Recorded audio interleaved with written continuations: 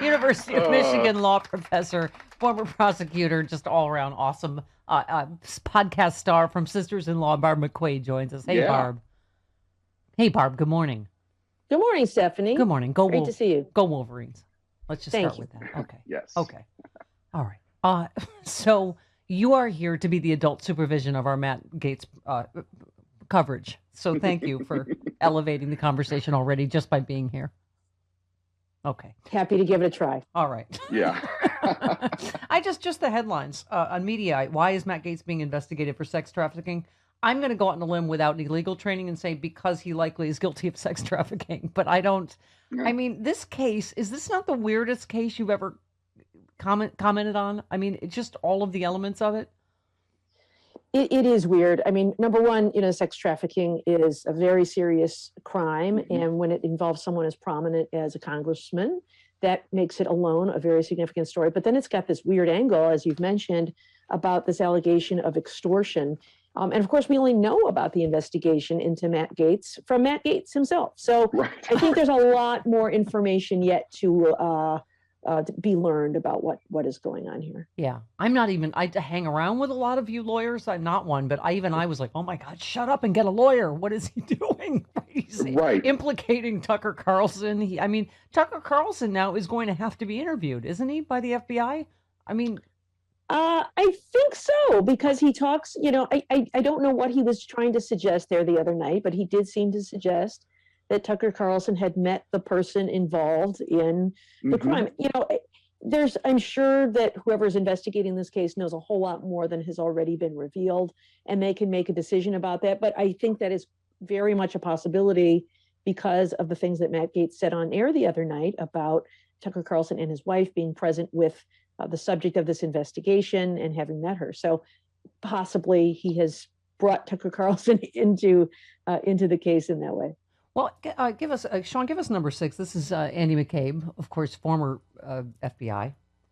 21 years of opening and overseeing and conducting investigations. I can tell you that nobody opens a sex trafficking investigation in which the subject is a sitting member of Congress without having a significant, degree of information. In this case, it's likely that some of that information came from the prosecution of this associate of Congressman Gaetz, Joel Greenberg, but that's hard to tell at this point. But in any case, I can assure you the FBI doesn't open these cases lightly, and they don't get briefed to the Attorney General without some significant momentum behind them. That's why this, the usual suspects, Marjorie Taylor Greene and whoever his, people defending Matt Gaetz are calling witch hunt. How do you say that, Barb? This is the Trump Justice Department. The Trump Justice Department generally only punished Trump, enemies and helped Trump friends. So how do you even spin that, right? Yeah, and I'll add to what Andy McCabe said there. He sees it from the FBI perspective. I saw it from the DOJ perspective, which is, the lawyers involved in opening a case like this. And similarly, a case like this, because it is a member of Congress, does not get open lightly. It would require approval at the highest levels of the Justice Department. So that would get shared with the Deputy Attorney General in this instance because of the separation of powers issue and the political implications. You don't have just Joe, Assistant U.S. Attorney in Florida, open a case like this. This gets briefed all the way up to the highest levels so that they can put a stop to anything that might be perceived as inappropriate, politically motivated, or even perceived as such. And so I agree with Andy McCabe there that there was a great level of care and attention paid to a case like this to open it. So, but let's talk just briefly, because we have a lot of other legal stuff about the I don't even know. Doesn't it sound more like a pay for play than a extortion? It sounds like that he was separately being investigated for child sex trafficking. And then this wild thing about I'm almost certain you're not supposed to blurt out that your dad's wearing a wire. But anyway, on national TV. But something to do with, it's almost like It's a, oh, if you give us money for this thing, then we will stop the legitimate investigation into your child trafficking. It doesn't, you know what I mean? Like, can you explain that weirdness? The whole is it the extortion claim? I don't know that I can explain it because the facts that we know so far don't really quite add up. But based on the facts that we know so far, there were some private actors who approached the Gaetz family about providing some assistance to find someone who has been gone missing in the Middle East. And it is quite possibly true that both things are true, that Matt Gaetz is being investigated for sex trafficking and someone was seeking assistance in this other matter. But the facts are very sketchy, and it sounds like it is not legitimate authorities that were asking his father to wear a wire, but private actors who may have duped them into believing that their assistance would result in ending this investigation.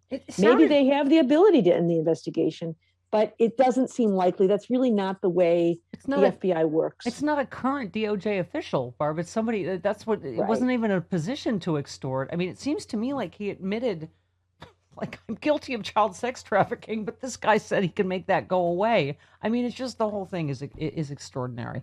I mean, I think one possibility is that there has been rumor in recent days also that Matt Gaetz was considering resigning from Congress to take a job at Newsmax. Yeah. It may be that he knows that this information is coming out into the public domain soon about allegations of sex trafficking, and he was trying to do what people in the public domain do and get ahead of it by disclosing it on your own terms, trying to portray yourself as the victim as opposed to the perpetrator, and that seems to be what he was trying to do with Tucker Carlson, but it doesn't seem to have been executed particularly well. And this, extortion story, it possibly seems to be more of a distraction than a defense. But when you are someone in the public eye like that, most lawyers would give any of us who found ourselves in legal trouble to just keep your mouth shut. Don't say anything, because anything you say can be used against you and might be inconsistent with other facts that you learn about later. So just be quiet.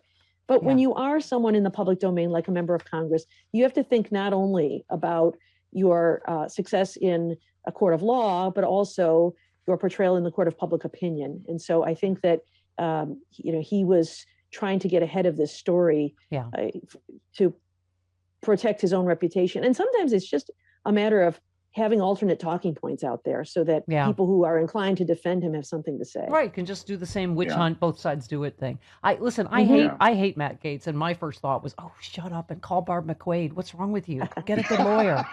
Oh, God. Okay, let's talk about, give me cut 7. We were just talking off the air about the Derek Chauvin trial and how really emotional and wrenching this is, even for the witnesses. This was Charles McMillan yesterday, a witness. Mr. McMillan, do you need a minute?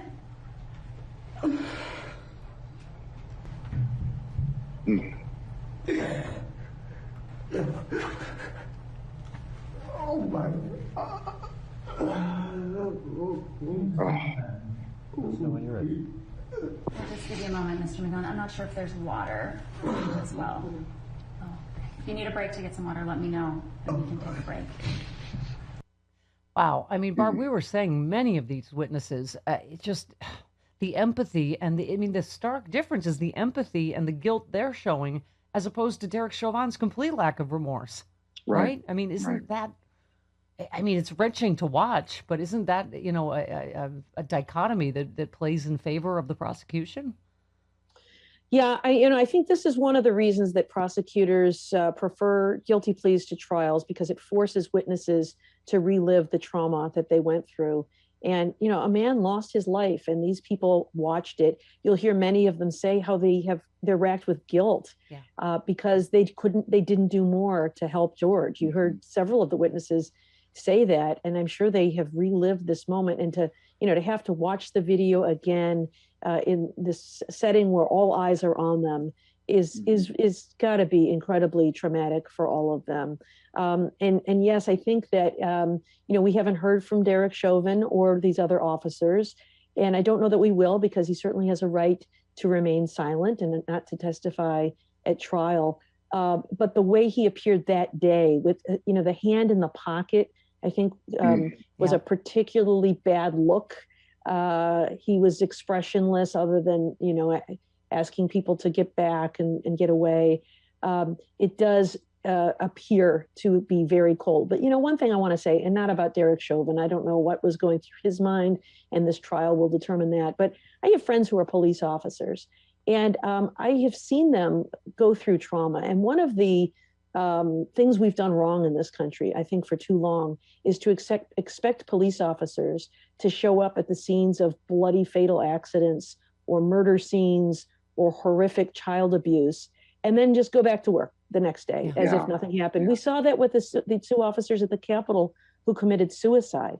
They're humans who also go through trauma. And I think we don't do enough in this country to attend to the mental wellness of police officers. And I think that contributes sometimes to the problem we have with officers who respond with excessive force. I think it's something that we should pay more attention to going forward. To make sure officers are well enough to go back on the streets and deal with these very delicate and potentially fatal interactions with citizens. And I got to say, Barb, I have a friend that works with veterans, and that is a thing with PTSD with veterans too. And I think sometimes ties into this whole masculinity issue that we have with, and frankly, all the mass shooters that are men that are. But I think there's a whole larger issue there that you're really smart to bring up about just men feeling like it looks weak for them to get help, and then the degree of sort of toxic masculinity we have tied in with whether it's policing, guns, violence, etc. Right? Yeah, I think that police departments need to consider, mandatory counseling after people have been involved in a situation with trauma, helping them raise awareness. I have an officer who's an officer who's retired now, who does training on officer wellness based on his own experiences of experiencing trauma and being expected to get out there the next day, and only later realized how much baggage he was carrying around as a result of that, and trying to raise awareness and provide training to police departments about this issue. Yeah. Speaking of which, let's turn legally to this case. The two Capitol police officers who filed a civil suit against Trump for physical and emotional injuries they suffered as a result of the January 6th riot. They quoted Trump's words leading up to the riot, including his baseless claims of voter fraud and the assertion Democrats are trying to steal the election. The suit demands, which I found this surprising, Barb, an award of only $75,000 for each officer for each of the 5 alleged counts against Trump, which are directing assault and battery, aiding and abetting assault and battery, directing intentional infliction of emotional distress, and violating D.C. statutes against incitement of a riot and disorderly conduct. Why the monetary number so low, do you think?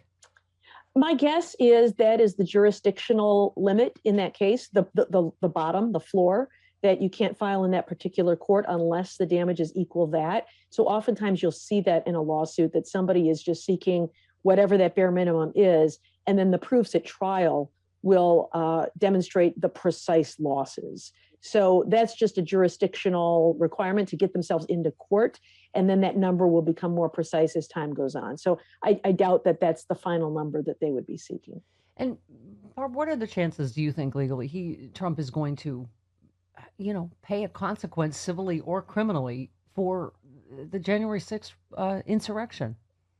Well, I think these civil cases are actually much stronger than the criminal case. You may remember the old O.J. Simpson case where I was just going to say, we're in L.A. out here in O.J. land, and the whole civil criminal bar of evidence and such. Yeah.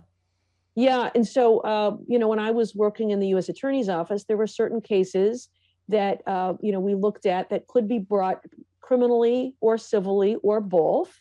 And our civil attorneys would frequently remind me of, the 4 most beautiful words in the legal system, which are preponderance of the evidence, which is a much lower standard than guilt beyond a reasonable doubt. Guilt beyond a reasonable doubt to take someone's liberty is a very, very high standard, and it should be. Preponderance of the evidence means just 51%. I'm a little more sure than not, even though the gist of the legal claim is very similar to what could be pursued if there were criminal charges, the likelihood of persuading a jury in a civil case is much stronger, and consequently, the likelihood of someone simply paying some money to resolve it and settle it also goes up. And so it could very well be that some of these civil suits are able to do what the criminal law is not, in holding President Trump accountable. But, we'll have to see as those cases proceed. Finally, what criminally, which velociraptor might get Trump first? New York, Georgia?